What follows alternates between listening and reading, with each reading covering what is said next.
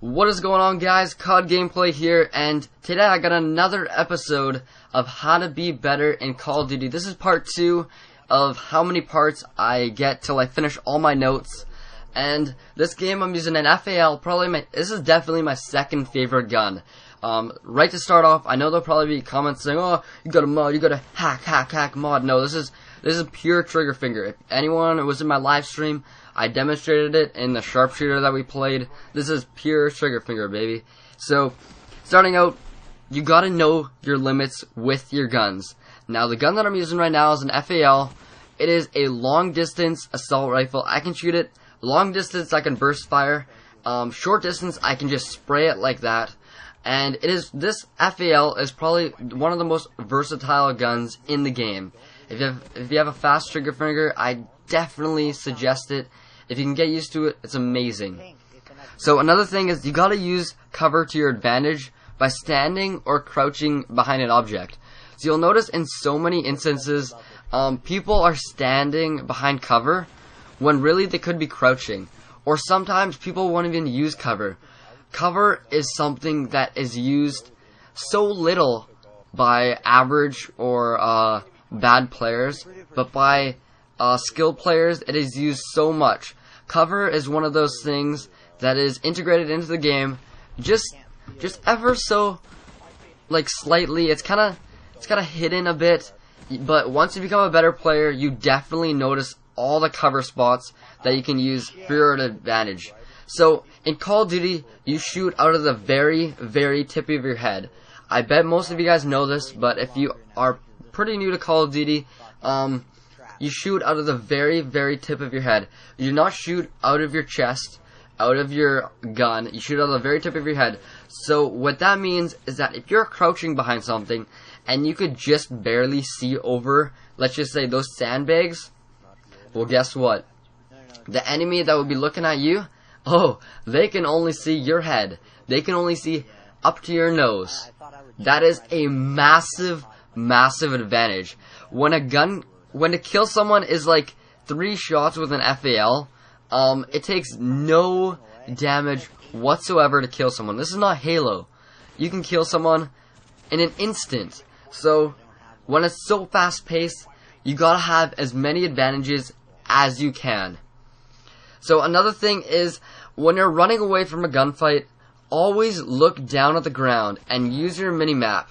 Okay, so this is kind of, I don't know, this isn't something massive, but I always do this. If I'm ever in a gunfight, I'm just barely holding on, or if I know that I cannot win that gunfight, what I'll do, I'll look straight down at the ground, and I'll just start running. Why look straight down the ground, you ask? Well, the reason for that, in Call of Duty, your player animation, when you look straight down at the ground, your player is bent over 90 degrees. And that 90-degree angle will cut your animation in half. So now you have a 0.5% chance of the enemy killing you. Also, if you're running away looking down, all they can see is your butt to your legs. So it is impossible for them to get a headshot on you. Now, this is a lot more difficult for them to get a kill on you, although when you are running away, you know that you cannot kill them. This is a last resort to whatever you do. So look how I just kind of use this claimer. I know it's there, so I just throw the nade. I don't engage because I know I'm going to win. And so you just got to always know your surroundings. Another thing is knowing your surroundings. Keep watch of your teammates on your map, okay? If you're not playing free-for-all, if you're playing a team-based game, you always have to know where your teammates are.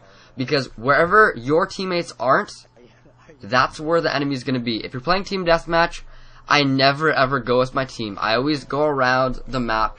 Always stay on the outside of the map. Do not try to stay in the middle. Stay in the middle as least as possible. And if you're going to stay in the middle, make sure that you have cover on as many sides as possible as well. That was a nice little kill right there.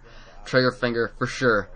So staying around the outside edges of the map. In free-for-all or any game mode, look how I'm just dominating this little area. This outside of the map, there's spawns outside of the map. Spawns really do not happen on the very inside of the map. Very rarely do they happen. So, if you're playing TDM, like I said, if you don't have a silent, what I usually do is I will not ride a silencer. Because I want the action to come straight to me. Revenge kills are so prominent in Call of Duty because someone will die by you. Oh, I can see your kill cam. I know exactly where you are. I'm going to come back. I need to get this guy. I need to get this guy because I just died by him. I just died by him twice. I need to go get him again. Revenge kills are so common in Call of Duty.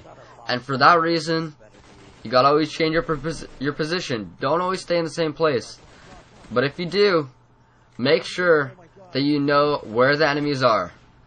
So, that is the end of this commentary. I'll catch you guys later. Please give it a like if you guys enjoyed, or at least a rating. If it's a dislike and you really hated this, even how much effort I put into this, go ahead and dislike it.